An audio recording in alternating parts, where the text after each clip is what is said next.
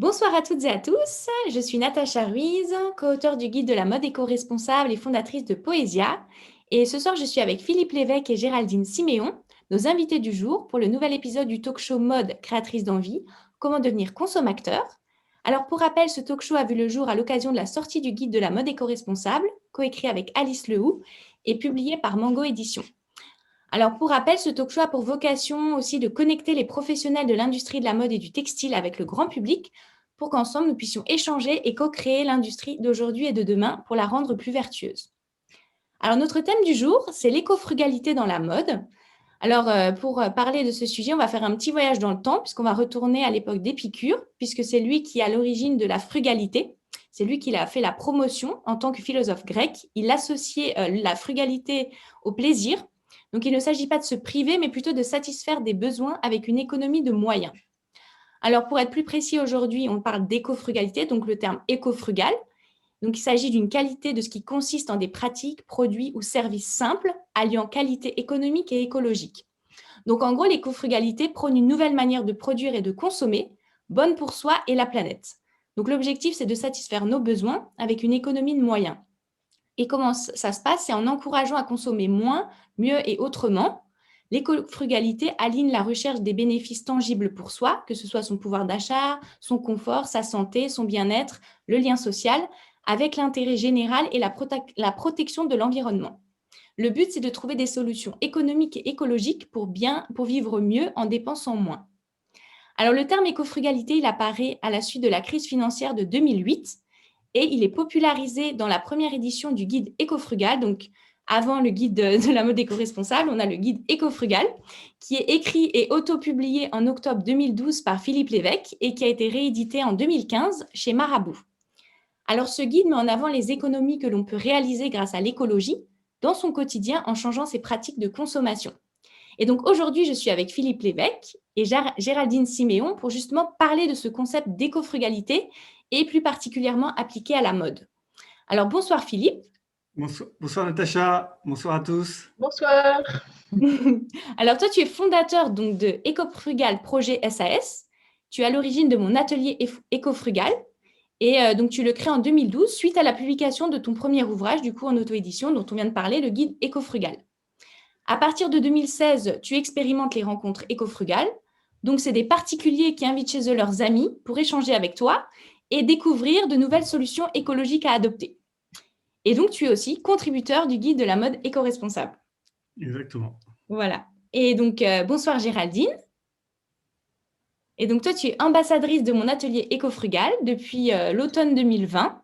Donc, tu proposes des rencontres sur différents thèmes dans ton habitat participatif au clair du quartier à Grenoble. Donc, toi, tu es très engagée puisque tu es une consommatrice investie localement dans de nombreux projets. Notamment, tu es modératrice pour Free Cycle, groupe de dons et de récupération. Tu es co-organisatrice de la rue aux enfants, rue pour tous, ambassadrice de l'épicerie participative L'éléphant, animatrice de la fresque du climat et bien d'autres projets sur lesquels tu es investie. Et donc, toi, ton souhait, c'est vraiment de booster les transitions aussi bien intérieures qu'extérieures. Voilà, c'est ça. C'est Et ça, donc, voilà. oui. Super.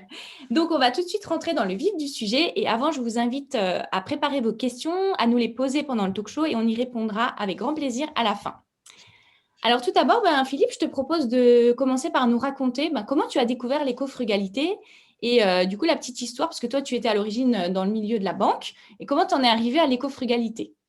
Alors effectivement, j'étais dans le milieu de la banque et puis quelque part je suis un repenti parce que je travaillais dans une banque américaine où le maître mot, hein, c'était gagner de l'argent. Euh, et donc voilà, avec tout ce que ça peut générer en termes de non-sens. Et dans cette banque, en fait, je m'étais intéressé aux énergies renouvelables, au clean tech. Et l'idée, c'était comment moi, à mon niveau, je peux quelque part intervenir dans la transition en fléchant l'argent vers la transition. Donc, je me suis passionné pour ces sujets. Puis, à titre personnel, je me disais comment on peut faire pour embarquer les gens avec nous, parce que je me suis aperçu qu'il y avait énormément de solutions. Euh, mais qu'il y ait des solutions, c'est une chose. Encore faut-il que les gens les adoptent. Et c'est comme ça qu'est venue l'idée d'écrire le guide éco-frugal. Donc ça, le déclic, c'est en 2008. Et donc, je me suis dit, je vais me mettre à recenser toutes ces solutions économiques et écologiques. Alors, avec un parti pris, dès le départ, qui est de se dire, il ne s'agit pas de dire aux gens, voilà ce que vous devez faire pour la planète, de ne pas être dans l'injonction, mais plutôt de leur montrer ce que le développement durable, ce que peut faire pour eux, en termes de confort, en termes de santé, en termes de bien-être, en termes de pouvoir d'achat aussi, puisque le guide éco-frugal met aussi pas mal l'accent sur les économies. Et donc, c'est comme ça que pendant 3 ans, de 2008 à 2012, j'ai travaillé pour recenser, cartographier ces solutions. Et j'en ai fait un livre, le guide éco-frugal. On peut le partager si tu veux. On peut montrer à quoi il Oui, ressemble. alors, je peux le montrer. Ça, c'est la première Ah édition. voilà, Voilà. beaucoup. Qui est combien? 400 pages, non? Même plus, celle-là, elle était, je crois, ouais, 550. Et D'accord. au passage, hein, c'est aussi l'occasion pour dire à tous ceux qui nous écoutent que la création n'a jamais été aussi accessible. Ce livre-là, il est entièrement fait maison. J'ai trouvé moi-même l'imprimeur et c'est comme ça que l'aventure a commencé en auto-édition. Bon, j'étais accompagné par mon voisin que j'ai découvert lors de la fête des voisins. J'en parle parce que c'est vraiment intéressant. Je crois beaucoup aussi à la coopération, on en parlera. Et donc, ce voisin, je discute avec lui de mon projet. Je lui dis que je suis en train d'écrire un livre. C'était la fête des voisins et il se trouve qu'il est graphiste. Et donc, comme ça, au fil de l'eau, pendant 2 ans, on se voyait chaque week-end et il m'aidait à mettre en page et à faire ce livre. Et donc, toutes les photos, en fait, c'est des photos soit que j'ai prises moi-même, soit que des photos qui ont été fournies par mes amis, mes voisins. Donc, en termes de coûts, ça évite de payer des bases de données qui sont parfois très chères. Les photos sont plus originales. Enfin, tout ça, voilà, je ne vais pas m'étendre là-dessus, mais pour dire que dès le départ, dans le projet Cofrugal, c'est la coopération qui a permis ça. Collaboratif. Le Projet collaboratif. collaboratif, exactement. Et de fil en aiguille, après j'en parlerai, comment on arrive aux ateliers. Et l'autre chose que je voulais dire peut-être en préambule, euh, Oui. finalement la question c'est comment on peut accélérer ou voir commencer pour certains cette transition écologique. Et là on utilise des outils numériques qui sont extrêmement puissants. Hein. Zoom, aujourd'hui, voilà, on est rentré vraiment dans la civilisation du numérique. Et le numérique, je pense qu'il doit nous inspirer. Moi, j'ai 46 ans. Il y a 25 ans, voilà, le numérique, l'Internet n'existait pas. Et ça s'est imposé à nous de manière indolore, de manière extrêmement efficace. Et pourquoi ça a si bien marché? Je pense qu'il y a trois raisons. La gratuité, le fait que ce soit attractif et facile. Alors là, je vais parler des GAFA, parce que je pense que les GAFA, il y a énormément de choses négatives à dire sur eux, mais je pense aussi qu'il y a des bonnes choses et qu'on doit s'en inspirer. Si on prend Google, ce qui fait la force de Google, c'est la gratuité.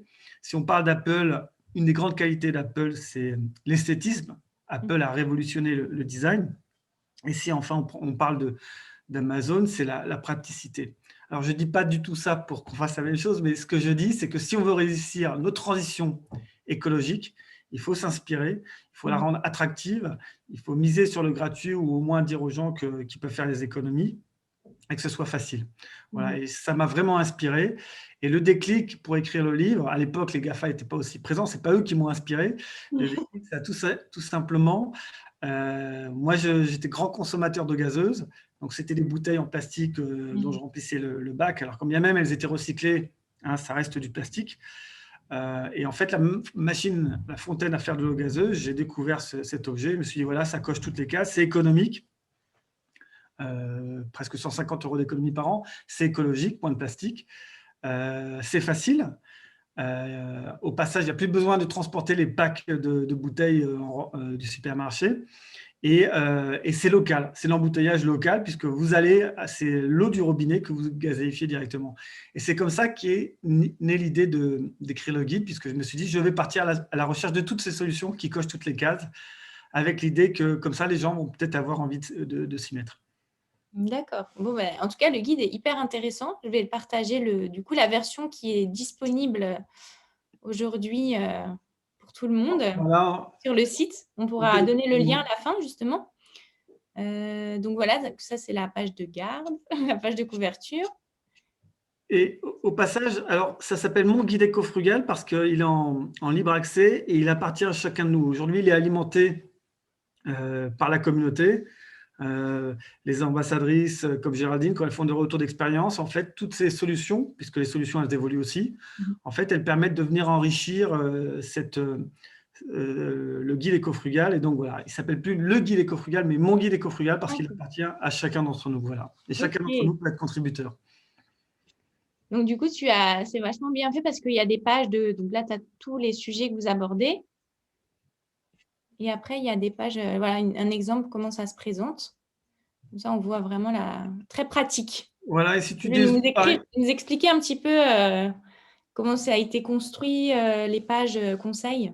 Ouais, alors si tu vas à droite de la page, Mhm. pardon, à gauche, en fait, tu verras à chaque fois, voilà, on a une petite abeille qui explique les économies types qu'on peut faire par an, par personne et par an. Et le constat du guide à la fin, c'est qu'en fait, une famille française, classe moyenne, peut faire jusqu'à 5 000 € d'économies récurrentes par an. Et donc, à l'époque, c'est vraiment l'argument, moi, que j'ai voulu utiliser pour embarquer des gens dans la transition en leur disant, voilà, le pouvoir d'achat, ça peut être bon pour la planète, les deux peuvent être compatibles et vous pouvez réduire votre impact et faire des économies. Et aussi casser l'idée reçue qui est aussi, je pense, souvent un prétexte pour ne pas agir, qui consiste à dire tout ça, c'est pour les bobos, ça coûte plus cher. Non, c'est pas vrai. On peut manger bio sans pour autant payer plus cher. Alors, bien sûr, la carotte bio sera toujours plus chère que la carotte non bio, mais quand on raisonne au global, au niveau du poste budgétaire alimentation, les gens qui consomment bio, ils vont moins gaspiller, ils vont acheter en vrac, ils vont acheter local, ils vont faire plus de fait maison. Et donc, au global, quand on raisonne au niveau du poste budgétaire alimentation, on s'aperçoit que les gens n'augmentent pas leur budget alimentation, voire font des économies. Mhm. Ok. Et donc, du coup, on retrouve notamment aussi des conseils, on en parlera plus en détail, autour de la mode, l'habillement. C'est vraiment par thématique que tu as pu constituer en fait ce guide. C'est ça l'idée, c'est vraiment d'avoir une vision globale. Alors, on ne peut pas couvrir tous les sujets, mais tous les sujets principaux, aussi bien l'alimentation, le transport, l'énergie, l'habitat. Et que chacun ensuite fasse sa propre feuille de route en fonction de son environnement, de ses contraintes, de ses aspirations. Il va pouvoir piocher les bonnes idées dans le livre. Voilà. Alors, peut-être je peux dire 2 mots de ce livre. En fait, voilà, il a été autopublié, c'est un certain succès. Et j'ai commencé ensuite à faire des rencontres éco-frugales. Donc, l'idée, c'était que j'allais chez des particuliers, ils invitaient le soir des amis, et c'était une sorte de réunion Tupperware, puisque je présentais le guide, et à la fin, voilà, c'était aussi l'occasion de vivre du livre en vendant quelques guides. Alors, le problème, c'est que ce n'était pas du tout rentable, c'est que j'étais parti tous les soirs. Et par ailleurs, moi, j'ai lancé ce projet avec l'idée vraiment de faire du changement à grande échelle à moindre coût. Et donc là, tout le monde ne peut pas être dans les familles, mais je me suis aperçu que le format rencontre éco-frugal avait du succès. Et donc, c'est comme ça qu'on a créé mon atelier éco-frugal. L'idée, c'est que chacun puisse partager ses solutions. Parce que quand j'animais ces rencontres éco-frugales, je me suis rapidement aperçu que finalement, en fait, je libérais la parole sur ces sujets et que dès lors que, par exemple, je parlais de lessive fait maison, et bien dans le groupe, les gens allaient prendre la parole pour dire ce qu'ils faisaient de leur côté. Mhm. Et ce dont je me suis aperçu, c'est que finalement, les gens peuvent faire eux-mêmes ces ateliers en créant un format, en apportant une certaine légitimité, de la rassurance, un parcours. Et c'est comme ça qu'on, progressivement, du guide, on est passé à mon atelier éco-frugal. Et ça répond aussi à l'objectif de faire du changement sociétal à grande échelle et à moindre coût, parce que voilà, les ambassadrices comme Géraldine, ce sont des volontaires. Et on peut imaginer, là aujourd'hui, on a plusieurs centaines d'ambassadeurs et d'ambassadrices, 500, autour de 500. Mais voilà, demain, ça peut être des dizaines de milliers et on peut vraiment démultiplier comme ça le partage de bonnes pratiques. On aura peut-être des nouvelles recrues après le talk show. On espère. Eh ben oui. Et du coup, Géraldine, donc toi, qu'est-ce qui t'a amené à devenir ambassadrice et organiser des rencontres éco-frugales, toi qui es très engagée? Comment t'en es arrivée à découvrir mon atelier éco-frugal? Mhm. Donc moi en fait, je suis en reconversion professionnelle avec l'idée de vraiment booster les transitions. Et au fil de mes recherches, alors j'avais dans l'idée d'accompagner peut-être des groupes de 8-12 personnes sur une certaine durée, intervalles réguliers, sur différentes thématiques, alimentation, finances, logement, etc. Et je me disais, bon, ben, je vais essayer du coup, d'avoir un fonds d'informations sur chaque thématique. Et puis, au fil de mes recherches, je suis tombée sur mon atelier éco-frugal et je me suis dit, super, ça existe déjà en fait. Et moi, je ne me sentais pas forcément l'énergie de le faire. Donc, je peux déjà tester ça, sachant que j'aspirais à faire aussi d'autres choses. Et j'aime bien l'idée d'éco-frugalité qui est pour moi enthousiasmante en fait. C'est pas de l'austérité, de la décroissance, de la privation, il y a vraiment l'idée de bien-être, de réduire des dissonances cognitives, donc de réduire en fait, de sentir beaucoup mieux puisqu'on réduit les décalages entre ce dont on est conscient, ce qu'on aspire à faire et ce qu'on fait réellement. Et on le découvre en échangeant avec d'autres, en partageant des recettes, des astuces, en rencontrant des personnes aussi. Et ça me semblait d'autant plus précieux dans cette période aussi où moi j'ai envie de créer aussi du lien local, des synergies entre les personnes. Et j'apprécie beaucoup aussi cet aspect-là des ateliers. Et puis le fait qu'il y ait du coup tout ce support derrière qui, je trouve, est très bien conçu. Voilà. Et puis j'ai la chance de bénéficier d'une salle d'une 40aine de mètres carrés et d'un jardin aussi dans l'habitat participatif où je suis. Donc ça permet d'organiser des choses plus facilement en fonction des contraintes, bien sûr. D'accord. Bah, tu nous diras, tu vas nous en parler plus en détail. Et du coup, Philippe, est-ce que tu veux nous en dire un petit peu plus, peut-être sur les thématiques que vous abordez au sein de mon atelier éco-frugal, mais aussi dans le guide, enfin, peut-être Oui, dire plus précisément, parce que tu en as un petit peu parlé, mais peut-être si tu veux rentrer plus dans le détail. alors bien sûr, parce que la question, c'est par où commencer? Il y a tellement de choses à faire. Donc en fait, on a raisonné par thématique. Le premier atelier qu'on a lancé, c'est l'atelier éco-frugal zéro déchet, qui est celui qui a été le plus fait à ce jour. Et puis ensuite, on a lancé l'alimentation et également copro et habitat. Copro habitat, on va parler eau, énergie, biodiversité, entraide entre voisins. On a également un atelier pour les collégiens, plus exactement pour les enseignants, qui fassent un atelier de partage de bonnes pratiques zéro déchet avec leurs élèves, qui est en téléchargement gratuit voilà, sur le site. Et on a également des ateliers destinés aux entreprises pour vraiment éco-frugaliser l'entreprise. Voilà. L'idée à chaque fois en fait, de nos formats, c'est que l'ambassadeur vraiment ait un déroulé clé en main. Donc, on a les 11 commandements du zéro déchet, les 11 commandements de l'alimentation. Donc, concrètement, on envoie à l'ambassadeur une box avec dedans le kit d'animation qui peut télécharger bien sûr au préalable sur le site. Toutes les ressources sont sur le site. Et ce kit va le guider pas à pas. Donc, par exemple, 11 commandements du zéro déchet. Un des commandements, c'est j'achète d'occasion plutôt que neuf. Donc, on va pas poser la question à son groupe qui parmi vous achète d'occasion plutôt que neuf. C'est aussi simple que ça. Et donc, à tour de rôle, si chacun va parler de son expérience de l'achat d'occasion.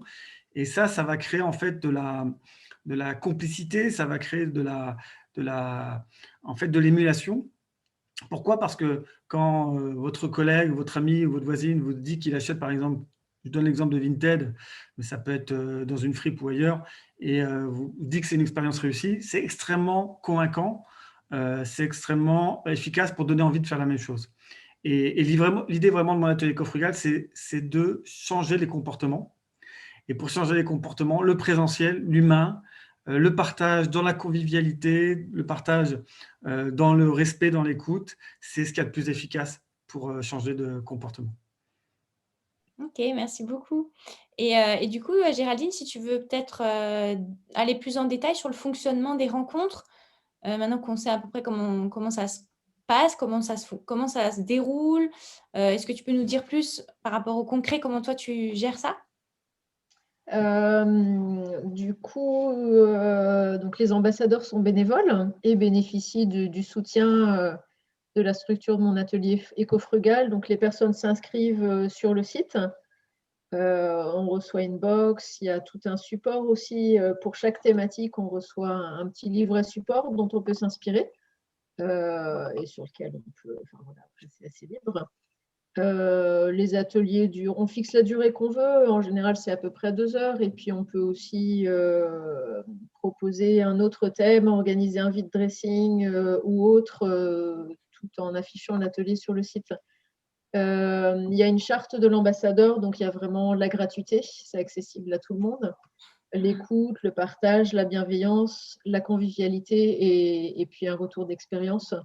On fait un petit compte rendu après pour résumer un petit peu. Moi, j'aspire pas mal du coup. Enfin, pour moi, le côté inspiration montrée est important et dans mon vécu aussi. C'est vrai que si je veux faire mon dentifrice ou quoi, je vais discuter avec quelques copines pour avoir un petit peu leurs astuces et voir un petit peu quelle recette me tente le plus. Et là, dans les ateliers, effectivement, on voit qu'en échangeant, finalement, on fait une commande groupée sur tel site pour se procurer les ingrédients, on amène des choses qu'on veut s'échanger ou donner à l'atelier suivant. Enfin, il y a vraiment une dynamique d'échange importante et une grande ouverture, oui. Ok. Ouais, Vous ça, voulez... ouais. Bon, on va rentrer, on va parler notamment de mode dans quelques instants. Mais avant, je voulais juste rebondir parce que je crois que vous ne faites pas que des ateliers aux particuliers, mais aussi dans les entreprises. Et comment ça se passe du coup, la partie entreprise? Oui, alors c'est une très bonne question parce que ça permet aussi d'expliquer en fait notre structure, notre fonctionnement, notre modèle économique. Euh, et donc on a des ateliers en entreprise. J'en parlerai après, qui sont voilà sous licence. Donc là on apporte, c'est un peu le même principe que des ateliers pour les particuliers, sauf que là c'est un programme en 5 étapes qui va couvrir vraiment tous les sujets d'entreprise, aussi bien l'eau, l'énergie, les achats durables, l'alimentation pour la restauration collective. Et donc, il y a une dynamique où on va permettre aux collaborateurs de faire leur groupe, de partager leurs bonnes pratiques, mais aussi de faire remonter la direction des pistes d'action. Et l'idée, c'est vraiment de valoriser, de faire entendre la voix des collaborateurs sur l'environnement. Et donc ça, en entreprise, en fait, c'est au format licence. Donc pareil, comme pour les ateliers particuliers, il y a des cadeaux pour les participants. Donc là, ils sont adaptés. Ça va être par exemple des verres avec le logo d'entreprise et le prénom de la personne, ou des kits, des couverts avec fourchette, couteau, par exemple avec le prénom gravé de la personne. L'idée, c'est vraiment voilà, de montrer que l'entreprise peut passer au zéro déchet, de valoriser les volontaires qui participent au programme, parce que dans l'entreprise, ce sont aussi là des volontaires qui participent au programme. Et ce qu'on voit, c'est qu'en fait, il y a vraiment une aspiration dans les entreprises pour se saisir de ces sujets. Sauf que beaucoup d'entreprises, en fait, s'adressent souvent qu'à des experts ou dans leur réseau RSE, mais elles ne réalisent pas que, par exemple, le stagiaire, le comptable aussi sont passionnés par le zéro déchet, développement durable et ont envie de faire des choses. Et donc, voilà, nous, on libère ces énergies en apportant ce format. Et donc, pour parler du modèle économique, on est une entreprise de l'économie sociale et solidaire. Donc, on a cette source de financement avec les entreprises qui nous achètent des licences pour faire notre programme Mon Atelier Eco-Free Office. Et puis, on a également des partenaires, dont l'ADEME, mais également Nature et Découverte et d'autres entreprises qui financent en fait l'activité. Donc, qu'est-ce qu'elles financent concrètement? En gros, c'est le site internet, c'est les charges, ce genre de choses. Et puis également, il y a donc les box que je mentionnais. Donc, on envoie. Alors, ça, c'est les box. Géraldine, elle n'a pas reçu celle-là parce que celle-là, c'est celle qu'on remet en main propre pour les gens à Paris. Quand on l'envoie, c'est par la poste et en colissimo, c'est comme ça. Mais dans ces box-là, voilà qu'on envoie. Je leur montre 2 secondes parce que c'est assez intéressant. Donc, il y a on ne voit pas très bien. Ouais, on voit pas très bien. Ouais. Le kit d'animation qui est là. Et puis, il y a également en fait des cadeaux qui sont offerts par des marques françaises éco-engagées. Donc ça, c'est par exemple le shampoing solide de l'Amazona.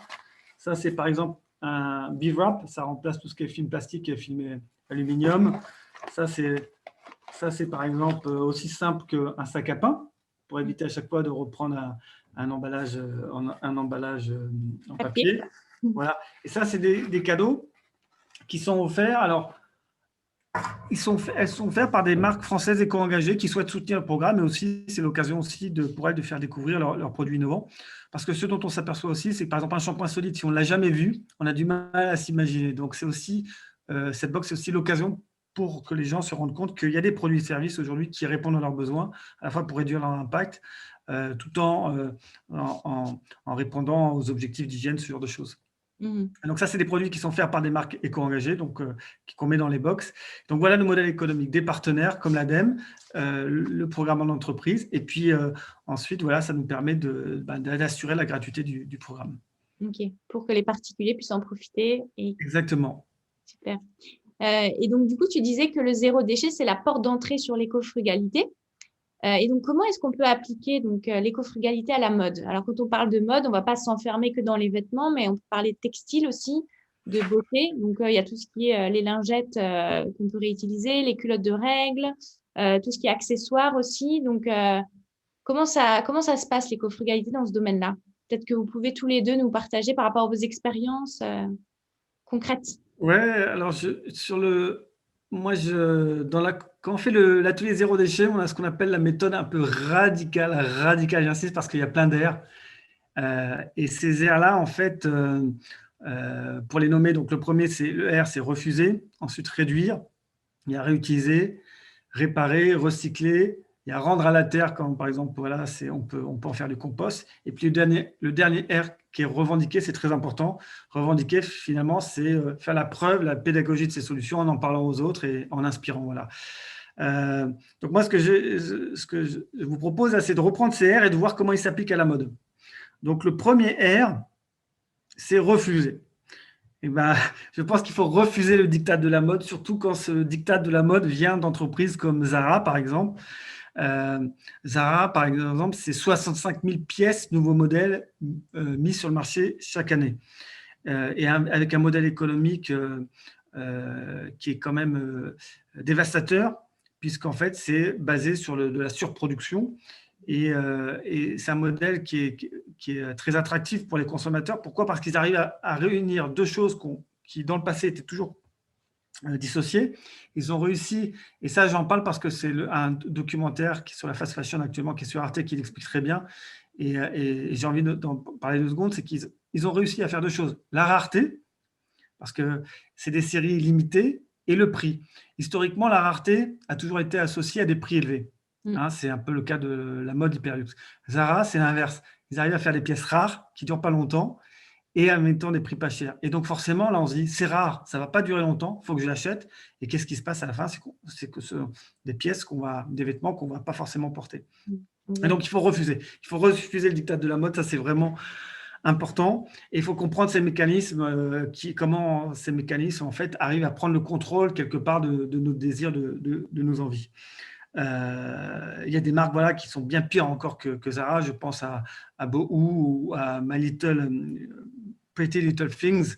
Ou alors là, pour aller encore plus vite, ils font travailler des gens dans des conditions déplorables. Je pense notamment à des villes en Angleterre où ils font travailler des gens sans papier voilà, pour pouvoir répondre encore plus vite. Là, on est sur la super fast fashion.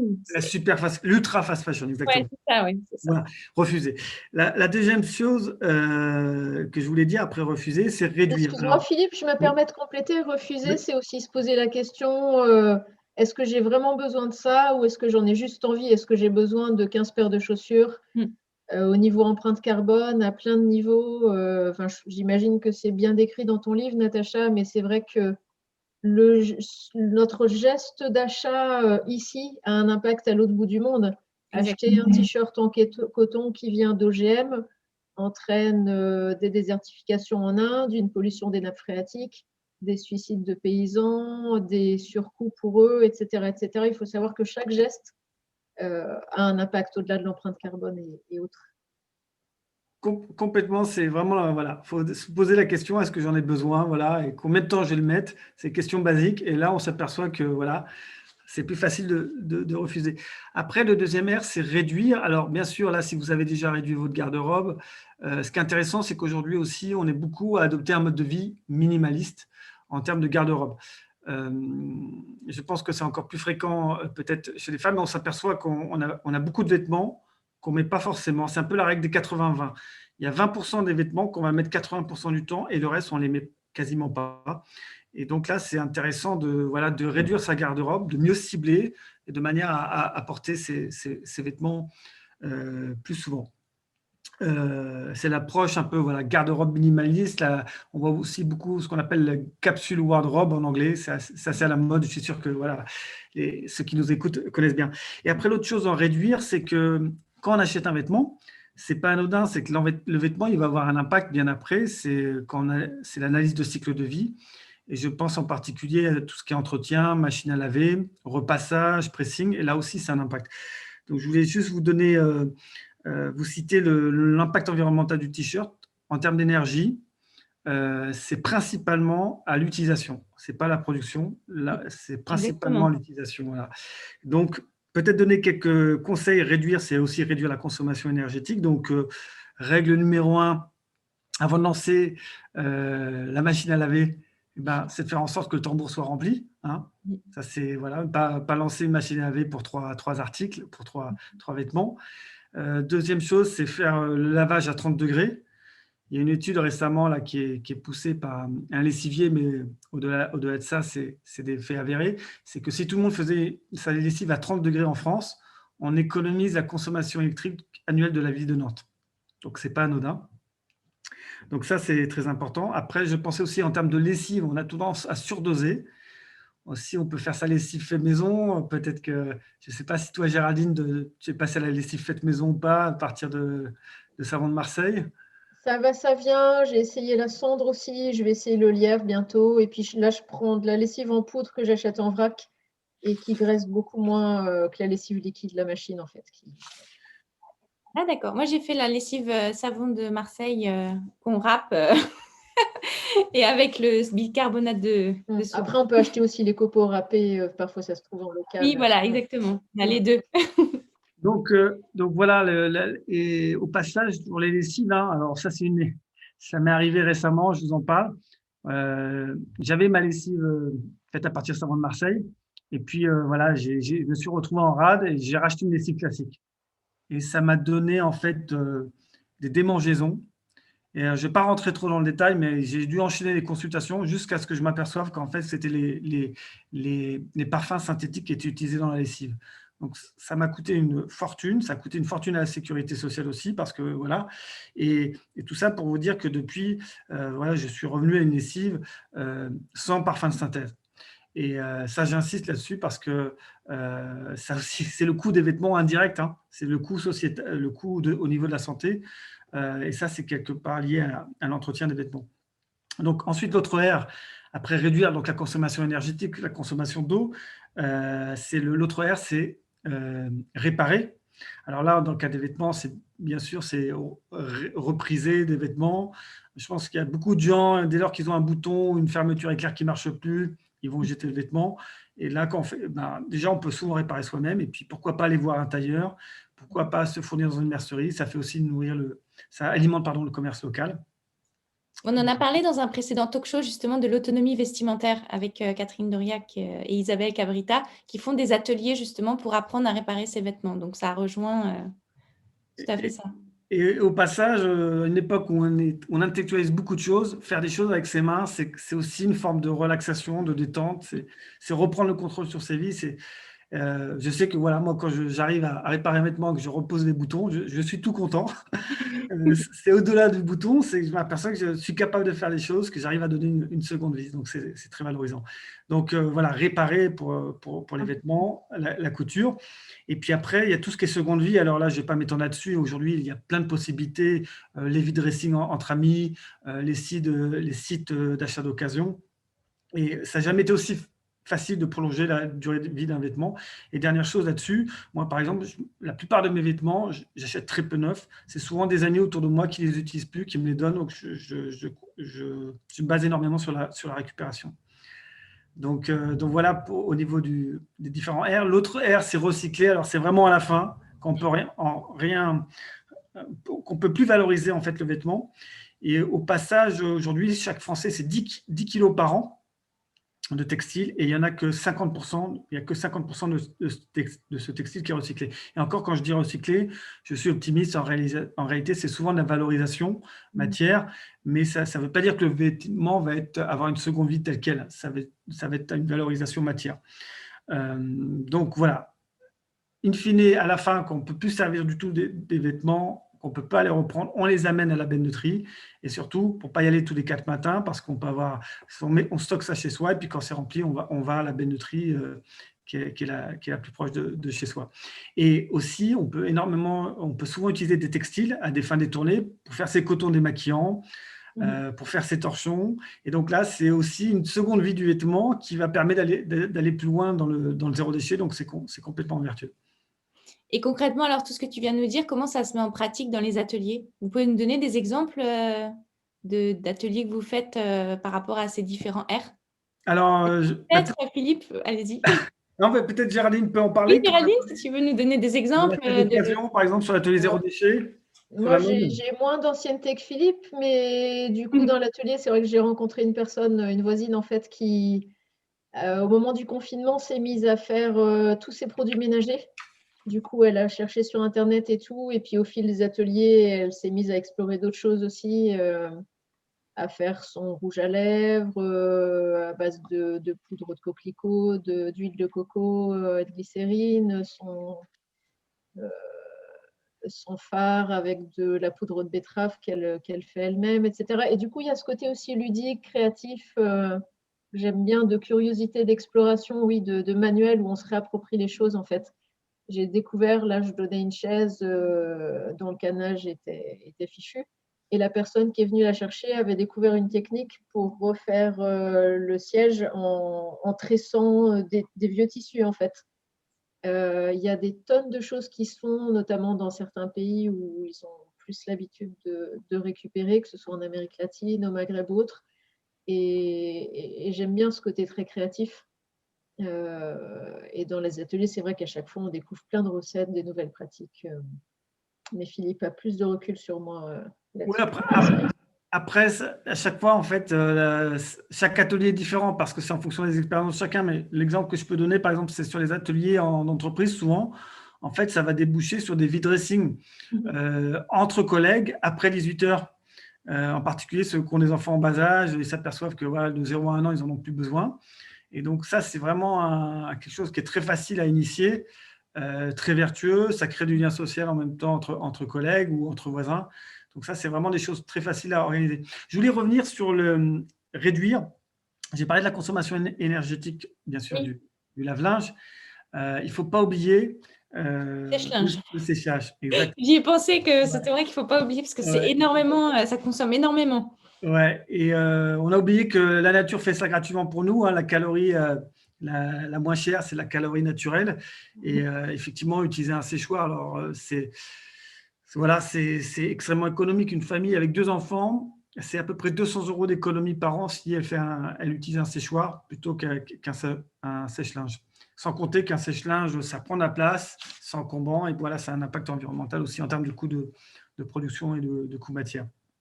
Donc voilà des choses importantes. Donc là, par exemple, pour témoigner sur le séchoir, un atelier, par exemple, quelqu'un peut-être va aménager dans un nouvel appartement, quelqu'un va témoigner sur le fait qu'il a trouvé, il utilise un Tankerville, par exemple. Un Tankerville, je ne sais pas si vous savez ce que c'est une espèce mhm. de séchoir où on peut mettre les vêtements, les répartir, voilà. Ah oui, Ils se déplient comme ça, voilà, comme le pont de Tankerville.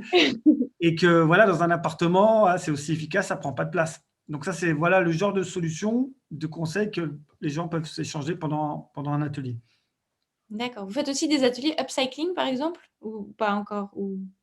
Alors aujourd'hui, on n'a que les thématiques là les thématiques d'atelier sont les thématiques qu'on vous a présentées. Il va y en avoir d'autres. D'accord. Ah oui, tu nous en parleras tout à l'heure alors. Ouais. Ok. Mais ce qui est intéressant, peut-être que Géraldine peut témoigner, c'est que les ateliers, c'est en fait c'est l'occasion de se rendre compte qu'il y a des compétences, des expériences, une envie de faire ensemble, et ça va déclencher ensuite des actions collectives qui vont succéder à l'atelier. Donc je ne sais pas si Géraldine, toi, tu as des exemples, mais c'est ça qui est vraiment intéressant. C'est l'atelier, c'est un peu intellectuel, mais après, on va faire des choses ensemble, du fait maison, ce genre de choses. Oui, bah justement, Géraldine, peut-être nous donner ce que ça t'a apporté justement de devenir ambassadrice et des changements que tu as vus s'opérer auprès des personnes avec qui tu fais les ateliers. Enfin, si tu veux nous partager des choses concrètes. Donc moi déjà, je me suis régalée. J'ai trouvé ça vraiment joyeux, créatif et j'ai vu qu'à chaque fois, les participants étaient ravis d'échanger des pratiques. Ça leur a donné des idées. On a échangé des choses aussi. Au fil du temps, chacune ou chacun ramenait aussi des bricoles à donner, à transmettre, à troquer, etc. Et puis à chaque fois, en fonction des expériences des personnes, là, il y avait quelqu'un du Lotech Lab de Grenoble, par exemple, qui est venu. Du coup, lui, il a son regard, comment remplacer peut-être un frigo par un garde-manger ou certaines techniques low-tech. Du coup, en fonction des spécialités un petit peu de chacun, on continue d'échanger derrière, d'établir des liens. Donc souvent, c'est vraiment là, du coup, en local. L'idée, c'est vraiment d'orienter aussi vers les ressources locales, de faire découvrir, par exemple, tout à l'heure, on parlait de couture. Moi, jusqu'à il y a quelques temps, j'étais une bille en couture. Donc, je faisais parfois appel à quelqu'un du système d'échange local. Enfin, il y a toujours moyen de troquer. Là, je voudrais organiser des soirées un peu reprisage de sauce chaussettes et autres avec des amis. Enfin, de se retrouver un peu la veille au coin du feu, sans le feu, mais pour faire un petit peu toutes ces choses de réparation et mettre en commun parfois des outils. Et puis, en fonction des pratiques de chacun, ici, par exemple, on mutualise les machines à laver. On a 2 machines à laver pour 5 logements. On a des toilettes sèches dans chaque appartement. Enfin, tous les appartements sont équipés en toilettes sèches. Petit à petit, ça inspire. Le fait de pouvoir demander comment ça marche, de voir un petit peu concrètement ce que ça représente, c'est vrai que c'est assez porteur. Et après, ce qui est important pour moi, c'est que chacun fasse vraiment ce qui l'attire. À un moment donné, moi, je sais qu'il y a des choses que j'aimerais mettre en place un jour, mais je ne suis pas mûre encore. Et puis, par exemple, le sèche-linge, bon, pour quelqu'un qui habite dans une région pluvieuse et puis qui a 2 enfants avec des couches lavables, par exemple, c'est vrai que dans certains cas, ça peut être utile, mais parfois, du coup, on peut peut-être le mutualiser ou voir après sur quoi on fait les efforts. Ce qui est important, c'est vraiment, oui, la démarche globale. Pour moi, c'est je vais sortir mon mot préféré, c'est la congruence. C'est la cohérence entre ce qu'on pense, ce qu'on dit et ce qu'on fait.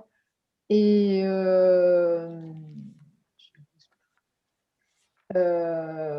donc, l'idée, c'est pas de se forcer à quelque chose. Et surtout, si on se dit, bah, tiens, j'ai pas acheté de 4x4, là, je roule plutôt en vélo.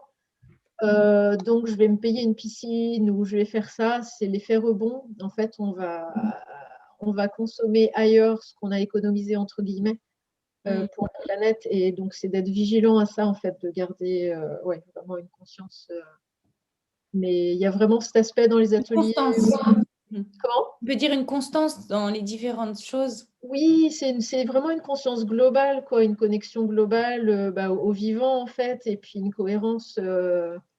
Et ça part d'un élan profond. Et puis, ce que j'aime dans ces ateliers, oui, c'est la diffusion de ces idées, quelque chose d'assez joyeux. Et on reste en lien après. Les personnes qui ne peuvent pas venir à certains ateliers me demandent de leur envoyer le compte-rendu. Me demandent comment ça s'est passé. Elles veulent être au courant des infos, etc. Je rencontre aussi pas mal de personnes du quartier qui ne connaissaient pas forcément notre habitat, sachant qu'on a vocation à être ouvert sur le quartier. Et je trouve ça d'autant plus précieux aussi à l'heure actuelle, quoi, de créer ces liens et du coup, je vais donner des pots à un tel va pouvoir proposer ça à un tel, et ainsi de suite. Ça, petit à petit, ça émulsionne, quoi. Ok, ça crée une vraie communauté finalement. Et du coup, justement, elle est constituée de qui, cette communauté aujourd'hui? Philippe, peut-être Alors, à ce jour, il y a un peu plus de 3000 personnes qui ont participé, 3500 personnes qui ont participé aux ateliers. Et alors, cette communauté est majoritairement féminine à 83%. C'est intéressant, hein. On peut essayer de comprendre pourquoi c'est c'est intéressant. Ouais. Dans le groupe du guide, on est aussi à 80% de femmes. J'ai regardé justement.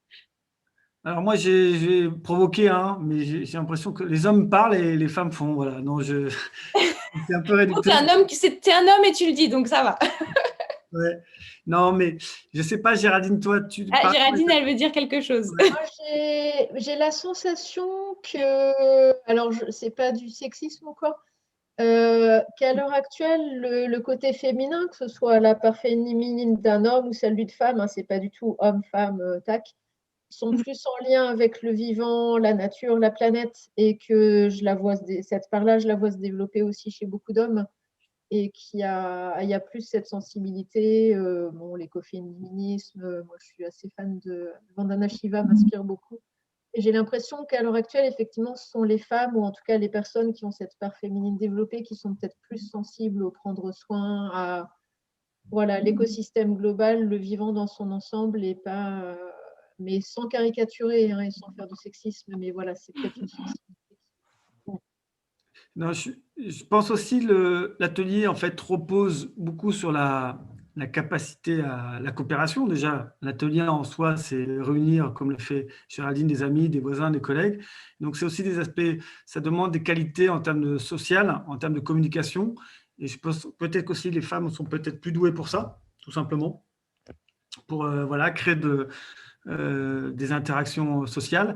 Et après, je pense que c'est aussi un peu lié aussi aux thématiques d'atelier. Le zéro déchet, bizarrement, c'est considéré un peu comme une thématique féminine. Alors, ça peut s'expliquer, puisque zéro déchet, c'est beaucoup orienté autour des choix quotidiens de consommation. Et les hommes, c'est comme s'ils arrivaient quand il s'agit de faire des dépenses d'investissement, des biens d'équipement. Si on achète la nouvelle télé, le nouvel ordinateur, la nouvelle voiture ou la consommation énergétique de l'appartement. Alors, bien sûr, je caricature un petit peu. Mais alors que les femmes ont plus la main sur tous les achats du quotidien, on a l'impression que les hommes s'intéressent plus aux achats d'équipements. Alors, nous, on espère que ça va changer, que progressivement, les hommes aussi s'intéressent aux ateliers. Et puis, on va lancer des nouvelles thématiques. On va notamment lancer le numérique responsable. Et donc là, je pense que ça devrait attirer aussi plus d'hommes, parce que c'est des thématiques qui peuvent parler plus aux hommes que le fait le zéro déchet, par exemple. Géraldine, tu veux rajouter quelque chose? Oui, moi je vois là, j'ai vu les changements en fait. J'ai été pendant 10 ans assistante maternelle, donc je gardais des enfants je m'occupais d'enfants de moins de 3 ans. Et bon, c'était un peu des bébés écolos en général, c'est vrai, c'était un public particulier, mais ce que je proposais. Mais c'est vrai que les papas étaient au moins autant impliqués que les mamans dans tout ça, en fait, dans tous ces achats, dans tout ce soin. Et j'ai bien apprécié de voir en direct cette évolution, quoi. Mes voisins étaient parfois surpris dans d'anciens immeubles de voir autant de papas défiler et pas de mamans pour venir chercher les enfants. Ah bah, Et des les papas nouvelles vraiment, générations. oui, voilà, oui, vraiment des papas qui étaient attentifs aux besoins de leurs enfants euh, et qui prenaient soin. Et il n'y avait plus l'aspect, oui, voilà, la femme qui s'occupe de tout ça avec la charge mentale, etc. Là, c'était vraiment, ça me paraissait globalement, en tout cas chez beaucoup, très équilibré. Ok, donc c'est en train de bouger, Philippe, visiblement. Mais c'est vrai que ça bouge peut-être plus vite à Grenoble qu'ailleurs, hein. Non, ici, je trouve qu'il y a un terreau, enfin, dans plein d'autres régions aussi, hein. Ouais, je pense que les hommes, de toute façon, rejoignent le mouvement. Je pense que voilà, les défis, on fait tous face aux mêmes défis. Faire plus avec moins, je pense que les gens comprennent, hein. Ce n'est pas question d'être homme ou femme, on comprend que c'est une nécessité, que ça s'impose à nous, que le 21e siècle devra être frugal, tout simplement parce qu'on a tellement fait d'excès qu'on n'a pas d'autre choix. Et je pense que voilà, petit à petit, les hommes vont arriver, mais peut-être qu'ils arriveront voilà, via des sujets tels que l'énergie, le numérique responsable, mais peu importe, c'est une voie d'entrée, une manière d'entrer quelque part dans l'écofrugalité, puis après, ils seront peut-être plus enclins à supporter dans le sens encourager la démarche de leur conjointe, par exemple, qui se lance dans la salle de bain zéro déchet. Donc, peu importe les angles finalement d'entrée, ce qui est important, c'est que les gens, comme disait Géraldine, ils découvrent cette démarche et après, en fait, ça les encourage à aller plus loin. Et je reviens sur ce que tu disais, Géraldine, l'effet rebond. Pour caricaturer, par exemple, quelqu'un qui décide, voilà, qui nous a écouté ce soir, qui décide de réduire drastiquement son achat de vêtements. Il va y avoir un gain financier. La question, c'est qu'est-ce que la personne fait de ce gain financier? Effectivement, si c'est pour faire des week-ends à Barcelone ou autre en avion, là, c'est pire qu'avant. Et ce qui est intéressant, c'est que justement, dans ces ateliers, on partage des solutions, mais aussi on parle des problèmes et que progressivement, ça va influer aussi sur notre manière de consommer au global et que bien sûr, si on fait des économies, eh ben, on va se poser des questions sur la manière dont on réinvestit, dont on dépense ces économies, voire même la manière dont on va utiliser cette épargne. Tu voulais compléter, Géraldine? Oui, Philippe, par rapport aux futures thématiques d'atelier, la prochaine, je pense que les hommes seront pas mal impliqués. Alors, sur les éco-parents, les bébés, le premier enfant, ouais. Ouais. Alors oui, en fait, pour ceux qui nous écoutent, en fait, la prochaine thématique d'atelier qu'on va lancer, c'est pour les jeunes parents. Et donc là, l'idée, c'est comment on peut accueillir bébé en faisant en sorte que l'impact environnemental soit moindre. Donc là, pour le coup, les vêtements, il y a un gros sujet, hein. Ah bah oui. Les vêtements pour enfants. Il y a aussi l'aspect alimentation, nutritionnelle. Il y a l'équipement de la chambre de bébé, aussi en termes de produits d'occasion. Alors, les produits d'occasion, c'est doublement vertueux. Premièrement, parce que c'est là, dans le cas présent, c'est économique. Mais souvent, il y a des composants, des meubles qui contiennent des composés organiques volatiles. Et plus un meuble est vieux, plus ces composés organiques volatiles se seront déjà dispersés dans l'air. Donc là, c'est doublement intéressant parce que ces économies, c'est aussi le moyen pour que bébé ait une chambre plus saine. Voilà, c'est quelques exemples. Les couches lavables, on ne va pas en parler, ce genre de choses. Mais comme je suis d'accord avec toi, je pense que là, les gens viendront en couple et donc il y aura plus de mixité. Ok, bon, on avance petit à petit vers les changements. Et aujourd'hui, vous avez une idée des impacts qu'ont ces rencontres sur la consommation et sur l'environnement? Vous avez des idées de chiffres ou de ce que ça impacte aujourd'hui concrètement, ce genre d'initiative? Alors l'impact aujourd'hui, on le mesure, nous, on mesure l'impact psychologique. L'étape suivante, c'est de mesurer vraiment l'impact, l'impact carbone, hein. La nouvelle unité de mesure quelque part de la transition, c'est le carbone. Alors il n'y a pas que ça, hein. Il y a la biodiversité et tout, mais c'est vrai que le carbone est un excellent moyen de mesurer l'évolution. Et donc ce qu'on espère, c'est d'ici quelques mois, mettre sur le site des outils pour que les gens mesurent l'évolution de leur impact carbone, avant et après. Ça nous permettra, comme ce soir, quand on nous pose la question, de dire, voilà, la communauté, avant, voilà l'impact qu'elle avait, voilà après, sa réduction en termes de carbone. Mais ce n'est pas le cas actuellement. Aujourd'hui, on a mesuré, nous, plutôt l'évolution, les changements psychologiques, les changements de comportement. Et donc là, je voulais vous donner quelques chiffres pour nous, puisque l'objectif, c'est vraiment que les gens changent de comportement, adoptent des nouvelles habitudes de consommation. Donc, on a découpé en 3 parties. Pour nous, le changement de comportement, c'est d'abord découvrir des solutions. Donc, c'est ce qui se passe pendant l'atelier. Ensuite, c'est booster sa motivation. Donc, on découvre la solution, mais il faut booster sa motivation parce que… Il faut le mettre en place. Sa zone de confort, voilà, pour avoir envie de mettre en place. Et après, c'est la mise en place.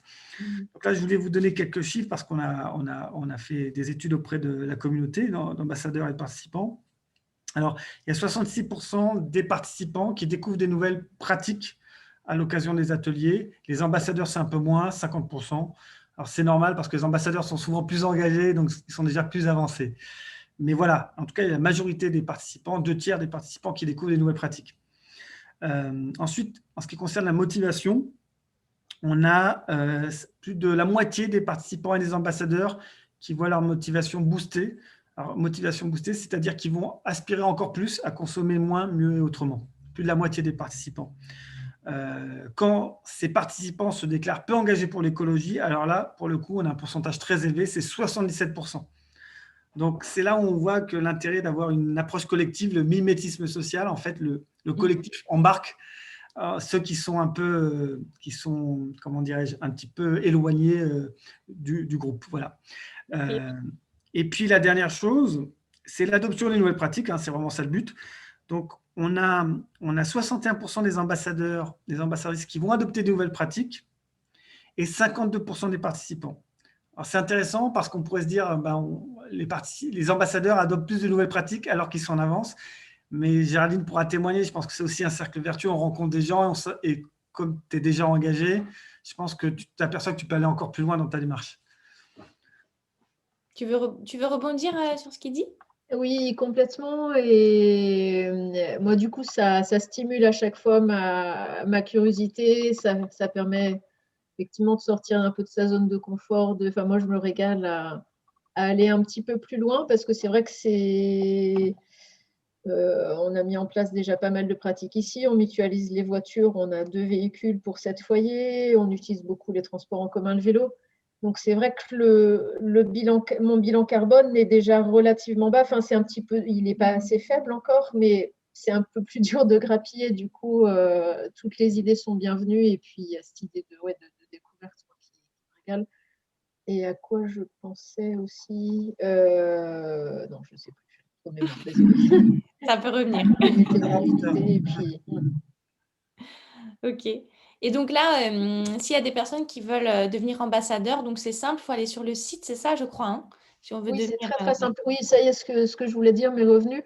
J'imagine que la plupart de nos auditeurs le savent, mais si on consommait tous, la Terre entière consommait comme nous, Français, il nous faudrait 3 planètes, l'équivalent de 3 planètes chaque année.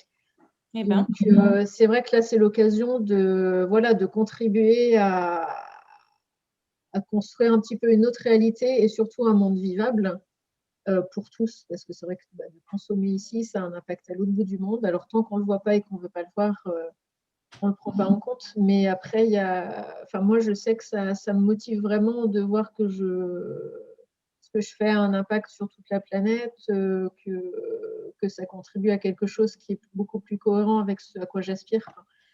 Et pour devenir ambassadeur, c'est vraiment simple, hein. Donc, si vous allez sur le site Mon Atelier Éco-Frugal, vous avez une rubrique questions aussi, où vous pouvez trouver les réponses. C'est là. Pas mal de questions. C'est ce que j'ai cherché un peu au début, en découvrant un petit peu tout ça. Il suffit de s'inscrire sur le site, de faire une petite présentation, d'expliquer pourquoi on est motivé pour devenir ambassadeur. Et puis, voilà, c'est validé. L'idéal, c'est peut-être moi j'avais envie de suivre d'abord un atelier pour voir de quoi il s'agissait. C'était pas possible puisque j'ai découvert au moment où les ateliers en présentiel n'avaient pas lieu, mais j'ai eu la chance de suivre un atelier via Orange en ligne en fait. Donc là, c'était un atelier entreprise. Et je me suis dit, ah oui, super. Bon, c'est pas la même chose, mais je me suis dit, bon, bah, ça va, ça le fait, je tente le coup. Et ouais, je trouve ça vraiment très, très satisfaisant.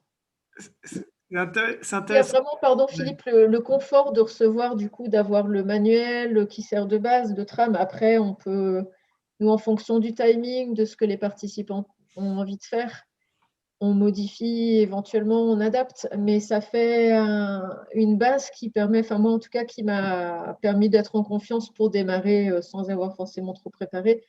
Il y a la box aussi qui permet de faire découvrir des produits. Moi, j'ajoute aussi des produits que j'ai ici. Je passe d'autres. Il y a des shampoings solides assez différents en fonction des types de cheveux. Je connais aussi des artisans qui font du savon ou différentes choses. Donc, je montre un petit peu d'autres choses. Je donne les adresses du coin. D'autres personnes amènent aussi des choses. Et c'est sympa d'échanger un petit peu tout ça et de voir ce qui correspond à chacun.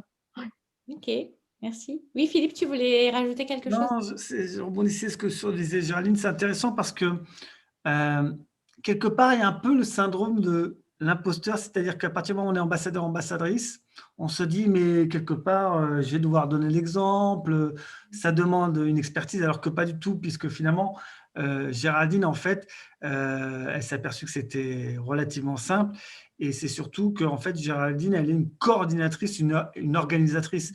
Elle n'a pas besoin d'être une experte du zéro déchet, puisque l'idée, c'est qu'on fait avec les solutions qui sont, c'est un peu l'auberge espagnole, on y trouve ce qu'on y apporte, et chacun, en fait, dans le groupe, va apporter de la matière, des solutions. Et ça, c'est très important de se rendre compte, voilà, que c'est vraiment très facile. Alors, le concept en soi est très innovant, mais au fond, finalement, le concept est très simple, c'est de la recommandation en présentiel, c'est du partage en suivant un fil conducteur qui est orienté solution. Voilà. Et juste, je voulais rebondir sur ce que disait Géraldine par rapport au nombre de planètes par habitant. En France, c'est oui, presque 3 planètes. Et en termes de carbone, on est à peu près à 12 carbones. Si on intègre le carbone importé, notamment, par exemple, quand on achète des vêtements, et ben, en fait, il faut les comptabiliser dans l'empreinte carbone des Français, donc c'est le carbone importé. On est à 12 tonnes par an et par habitant. Et l'objectif, c'est d'arriver à 2 tonnes. Donc, il y a du chemin à faire. Et c'est pour 2040 l'objectif. Et voilà, je crois vraiment qu'en coopérant, en mutualisant, on s'aperçoit qu'il y a déjà énormément de solutions qui existent ici et maintenant. Et si ça se fait dans la convivialité, dans la bonne humeur, dans le respect, je pense on va tous accélérer. Ouais, super. Et donc, les prochaines étapes, je crois qu'il y a des projets, tu disais, pour la mode éco-responsable. Tu voulais nous en parler rapidement?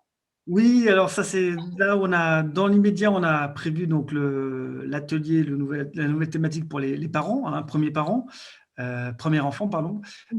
Et puis l'idée ce serait de faire des ateliers ciblés donc autour de la mode et accessoires. On peut rajouter aussi le sujet des cosmétiques, de manière aussi à toucher un nouveau public, attirer des gens et leur donner envie de venir partager sur ces sujets. Ouais. Ok, parfait. Bon, on arrive à la fin du talk show, donc si vous avez des questions, n'hésitez pas, c'est le moment. Et en attendant donc, de voir s'il y a des questions. Oui, Géraldine, tu voulais… Oui, moi j'aimerais bien aussi, Oui, vas-y. là, jusque-là dans mes ateliers, j'avais quand même des personnes qui avaient déjà mis un pied dans le zéro déchet ou l'écofrugalité. Et j'aimerais bien toucher plus de personnes pour qui le gain financier serait vraiment crucial, des personnes qui ont peu de moyens. Alors c'est vrai que c'est pas évident à l'heure actuelle avec les visios et puis au niveau de la communication, mais à terme, c'est vrai que j'aimerais bien pouvoir faire un peu plus d'ateliers, peut-être dans des maisons des habitants, des PMI, d'arriver d'une certaine façon à toucher ce public-là. S'il y a des pistes, je suis preneuse. Ok, super.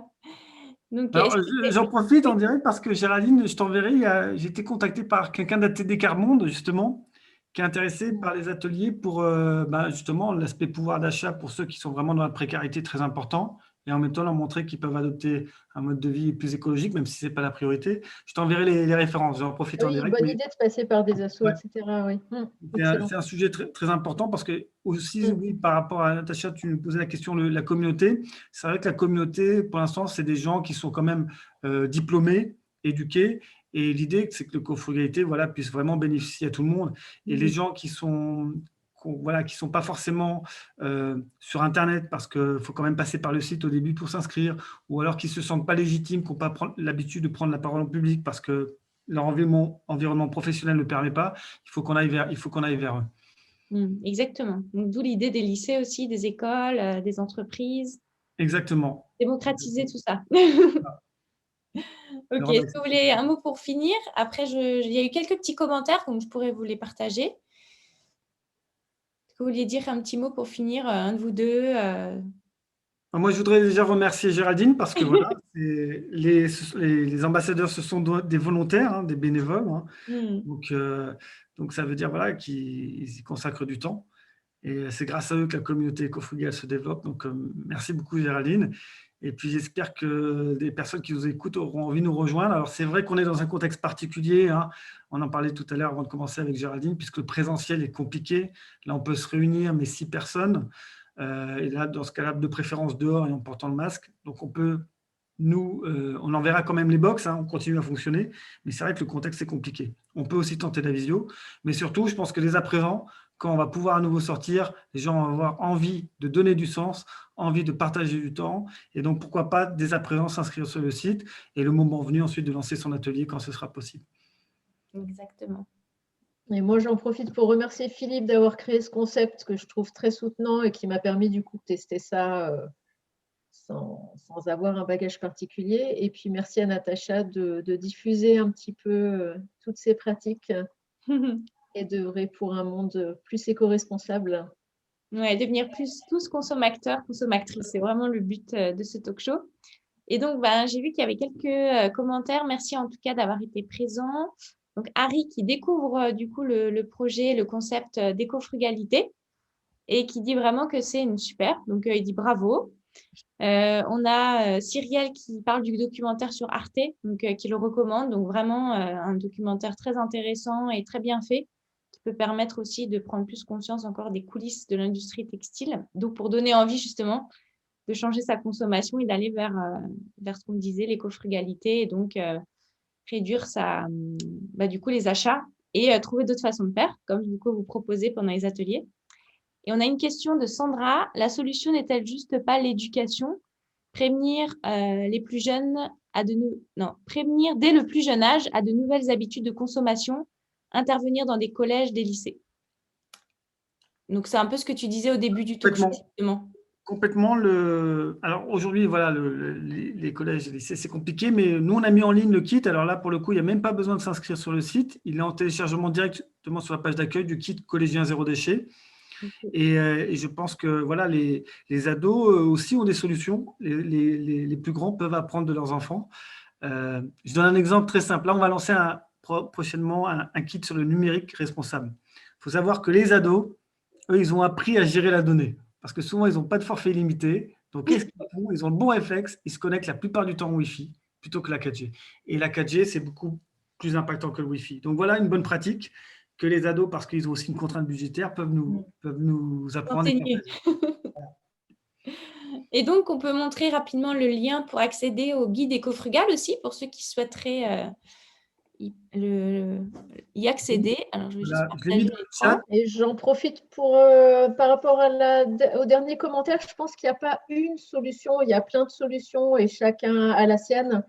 Ce qui est important, je pense que c'est que chacun agisse. Il y a vraiment urgence. C'est vrai que c'est plus facile d'éduquer les jeunes, les jeunes vont changer plus facilement de comportement. Ils n'ont pas des habitudes ancrées depuis des dizaines d'années. Et c'est vrai que moi, j'aime bien du coup travailler au niveau de la fresque du climat ou autre avec des jeunes. Et puis, ils ont plein d'idées et ils sont vraiment conscients des problématiques, quoi. Mais après, il est clair qu'il y aura beaucoup plus d'impact si on est 10% à modifier, à réduire à fond notre empreinte carbone de 80%, concevoir notre habitat de façon autonome, etc. Enfin, vraiment faire un truc super poussé. Ça aura beaucoup moins d'impact que si 100% ou 90% de la population réduit son empreinte de 10-15%. Donc, en fait, c'est beaucoup plus facile, si on s'y met tous, de faire des choses accessibles. Il y a plein de choses qui ont un impact phénoménal. Rien que les finances, c'est 41% de l'empreinte carbone en fonction de là où j'ai mon compte en banque, etc. Alors, ce n'est pas forcément une empreinte carbone sur le territoire français, parce que quand la plateforme pétrolière est à l'étranger, ce sera comptabilisé ailleurs.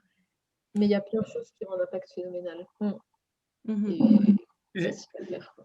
et je rebondis sur ce que tu disais. Voilà, en fait, chacun doit trouver sa voie. On connaît la direction en termes d'objectifs, réduction carbone, et chacun trouve sa voie. Alors, il est clair que quand on met en commun tous ces récits finalement positifs et mobilisateurs, ben, ça booste effectivement notre motivation.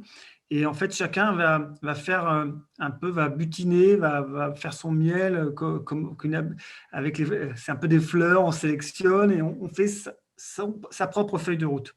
Il n'y a pas un modèle prédéfini et cette propre feuille de route, elle se fait en fonction des affinités, des contraintes, de ce qui est possible. Et la destination, on espère qu'on va y arriver, mais on n'en est pas sûr. Et ce qui est important, c'est que le voyage soit joyeux. Et le voyage est joyeux parce que dans cette démarche, en fait, c'est pas que aussi la planète, c'est aussi d'abord de l'humain et du partage. Exactement. Bon, bah, s'il n'y a plus de questions, on va pouvoir se quitter doucement. Et pour finir, je dirais juste que vous pouvez retrouver plus d'informations donc, sur le site monatelier-du-milieu-écofrugal.fr et pour accéder au guide /guide/. Voilà, donc je mettrai le lien. De toute façon, on partagera le lien dans le groupe du guide. Et sinon, bah, si vous êtes intéressé par le guide de la mode éco-responsable, il est toujours disponible sur le site de la FNAC et le site de Place des Libraires. Voilà. Et donc, Philippe a participé, a contribué au guide, justement. Vous pourrez retrouver son témoignage. Et pour avoir plus d'informations sur le guide, il y a aussi modeécoresponsable.com. Et donc, ce talk show sera en replay sur la chaîne YouTube Poesia Channel. Et si vous nous regardez et que vous avez un projet et que vous développez une entreprise engagée, donc nous, on accompagne aussi le développement de nouvelles entreprises. N'hésitez pas à nous contacter à contact@poesiaconsulting.fr. Voilà. Ben, merci beaucoup, en tout cas, Philippe et Géraldine, d'avoir été là ce soir. Merci, Et d'avoir Natacha. partagé autour de ce sujet qui est plus qu'important, crucial pour le futur de notre société. Et bonne découverte à tous. Voilà. Merci beaucoup. Bonne soirée. Au revoir. Bonne Au soirée. revoir.